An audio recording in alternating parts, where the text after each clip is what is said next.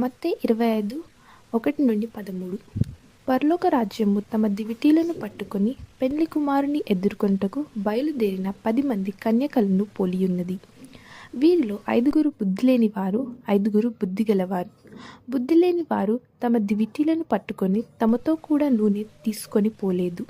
బుద్ధిగల వారు తమ దివిటీలతో కూడా సిద్ధలో నూనె తీసుకొని పోయిరి. పెండ్లి కుమారుడు ఆలస్యము చేయగా వారందరూ కునికి నిద్రించుచుండిరి. అర్ధరాత్రి వేళ ఇదిగో పెండ్లి కుమారుడు అతన్ని ఎదుర్కొన రండి అని కేక వినబడెను.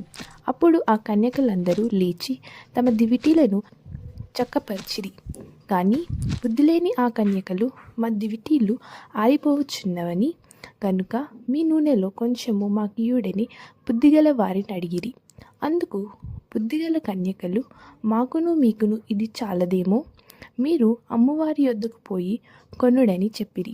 వారు కొనుబోవుచుండగా పెండ్లి కుమారుడు వచ్చెను. అప్పుడు సిద్ధపడి ఉన్న వారు అతనితో కూడా పెండ్లి విందు లోపలికి పోయిరి. అంతటా తలుపు వేయబడెను. ఆ తరువాత తక్కిన కన్యకలు వచ్చి, అయ్యా అయ్యా మాకు తలుపు తీయమని అడుగగా అతడు, మేము నెరగనని మీతో నిశ్చయముగా చెప్పుచున్నానెను.